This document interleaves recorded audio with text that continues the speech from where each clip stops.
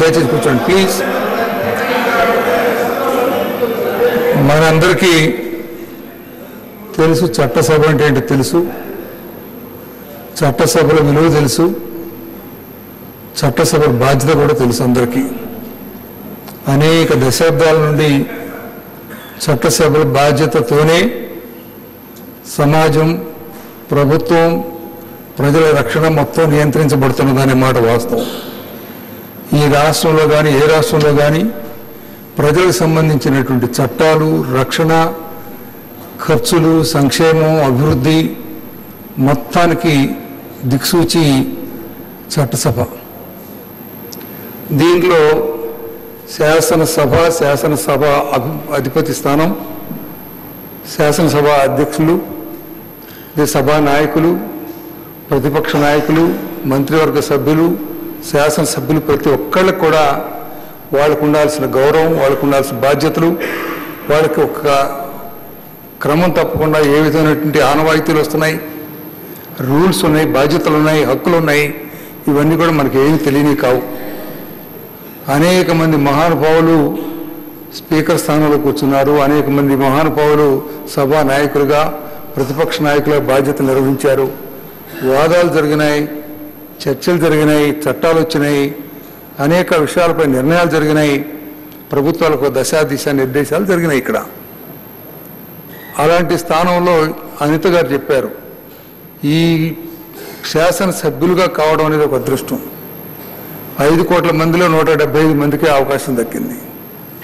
175 మందిలో కొంతమందికి మంత్రులయ్యే అవకాశం వచ్చింది. 175 మందికి స్పీకర్ కాగలిగిన అవకాశం ఒక్కళ్ళకే వచ్చింది. నాకు రాజకీయాలు ప్రారంభంలో నా వృత్తి కాదు. నేను ఒక వైద్యుడిగా నేను ప్రారంభమైంది.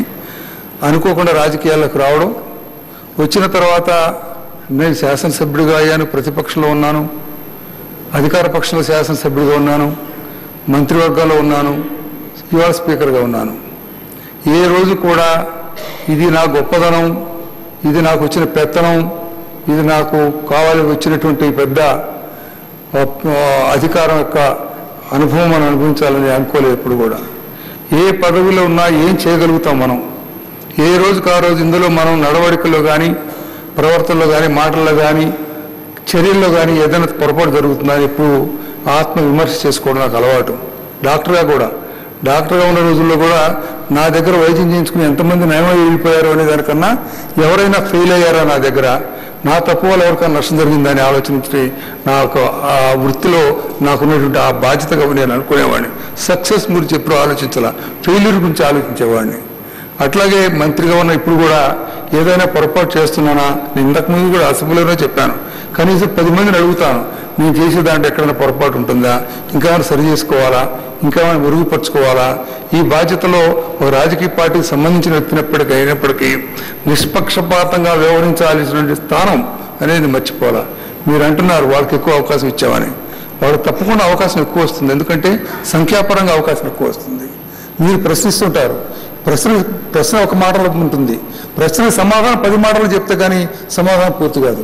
కాబట్టి వాళ్ళకి అవకాశం ఎక్కువ రావచ్చు. అంతకు తప్పితే మిమ్మల్ని అందరినీ కించపరచాలనో, మిమ్మల్ని అందరినీ ఇంకోటి చేయాలని నేను అనుకోను. This is the truth, you should believe it. దేనికనంటే నాకు 2 బాధ్యతలు ఉన్నాయి. ఒకటి స్పీకర్ స్థానంలో కూర్చోవడమే కాదు, స్పీకర్ స్థానంలో కూర్చోవడానికి అధికార పక్షం, సభా నాయకుడు, శాసనసభ్యులు అటుపక్క వాళ్ళు ఎంత సహాయం చేశారో, మీరు ఏకగ్రీవంగా ఎన్నిక కావడానికి మీరు సంతకం చేసి మీరు ఆదరించి అని నమ్మకం ఉంచినటువంటి వ్యక్తులు, ఇది కూడా మర్చిపోను నేను ఎప్పుడు కూడా. అయితే నేను చేసే పనుల్లో ఏదైనా చిన్న పొరపాటు జరగవచ్చు, మనుషులు మనం, జరిగితే మీరు ఎత్తి చూపిస్తే నాది పొరపాటు సరిదిద్దుకోవడానికి కూడా నేను సిద్ధం, కావాలని చేయాల్సిన అవసరం నాకు లేదు. అలాంటి బాధ్యత నాకు అనేది నేను ఎప్పుడు మర్చిపోను. అయితే హౌస్లో ఉన్నప్పుడు క్లాష్ ఆఫ్ ఇంట్రెస్ట్ ఉంటాయి, క్లాష్ ఆఫ్ పార్టీస్ ఉంటాయి, క్లాష్ ఆఫ్ సబ్జెక్ట్స్ ఉంటాయి, అనేక రకాల వివాదాలు ఉంటాయి. మాది పై చేయాలనిపించుకోవాలని అధికార పక్షం, మాది పై చేయాలి మీరు సహజం. దీని మేరకు ఆందోళనలు ఉంటాయి, చిన్న చిన్న అల్లర్లు కూడా ఉంటాయి. కానీ మీరు గుర్తుపెట్టుకోండి, ఒకప్పుడు ఈ హౌస్లో అబద్ధం అనే మాట వాడితే అది అన్పార్లమెంటరీగా ట్రీట్ చేశాం. అబద్ధం అనే మాటను అన్పార్లమెంట్గా అనుకున్నాం. ఇవాళ వాడుతున్న భాషను మీరు ఒక్కసారి, నేను ఒక్కడని అంటలేదు, ఒక్కసారి పరిశీలించుకోండి ఎలాంటి భాష మనం వాడుతున్నాం. దాన్ని మీరు అనుకోవచ్చు మావాడు చాలా బాగా మాట్లాడాడని ప్రజలు అనుకుంటారని మీరు అనుకోవచ్చు. నో, ప్రజలకు కావాల్సింది ఎంత తీవ్రంగా మాట్లాడుతున్నారని కాదు, ఎంత పటిష్టంగా మాట్లాడుతున్నారని కోరుకుంటారు వాళ్ళు. మన భాష, మన హావభావాలు, మనం ఎంత జాగ్రత్తగా వాళ్ళ పట్టి వాళ్ళ గురించి మాట్లాడుతున్నాం, వాళ్ళ సమస్యలు ఎంత పరిష్కారం చేస్తున్నాం ఇది ఆలోచిస్తారో అని మనకి మర్చిపోవద్దు. ఆ రకంగా చూస్తే ఎంత న్యాయం చేశాం. ముఖ్యంగా లైవ్ టెలికాస్ట్ వచ్చిన తర్వాత ప్రతి మీ మాటే కాదు, మీ భావనే కాదు, బాడీ లాంగ్వేజే కాదు, మొత్తం జనంలోకి వెళ్తున్నాయి. అందరూ గ్రహించాల్సిన అవసరం ఉంది. నేను అందుకనే నాకు ఈ సభ నిర్వహణలో చాలా కష్టం. దాదాపు కత్తి మీద సాములాగా ఉంటుంది. మీరందరూ నన్ను చూస్తుంటారు, నేను మీ అందరిని చూడలేను. ఇందాక అన్నారు నేను మాట్లాడుతుంటే నేను పట్టించుకోలేదు. దలుచుకో కాదు, ఒక్కోసారి స్లిప్ అయ్యాయి, అంతకు తప్పి వేరే ఏముండదు. ఎందుకు మాట్లాడించుకుండాలంటే మిమ్మల్ని మాట్లాడించుకుంటే ఒక పక్కన బిల్డో చేసుకుపోతే అధికార పక్షాన నష్టం జరుగుతుంది లాభం కన్నా కూడా. చర్చ జరగాలి, మీ సమాధానం చెప్పగలిగినటువంటి సత్తా ఉండే కార్యక్రమాలు ఉంటేనే వాళ్ళకు ఉపయోగం ఉంటుంది అసెంబ్లీలో. ఆ విధంగా నేను ఆలోచించాల్సిన అవసరం ఉంది. కానీ మీరు మాట్లాడిన భాష, నేను I always watch my tongue. ఏం మాట్లాడుతున్నాం, ఎలా మాట్లాడుతున్నాం, దానివల్ల ప్రజలు ఎలా ఉంటుంది, సభలో ఎలా ఉంటుందని నేను వాచ్ చేసుకుంటాను. బికాస్ నేను 83లో వచ్చినప్పుడు, ఇక్కడికి వచ్చినప్పుడు ఫస్ట్ టైం ఇదే హౌస్లో వచ్చినప్పుడు ఎజెండాలో అంశం మొట్టమొదటి నుంచి చివరి వరకు మొత్తం ఎజెండా పూర్తి చేసుకొని వెళ్ళిపోయేవాళ్ళు.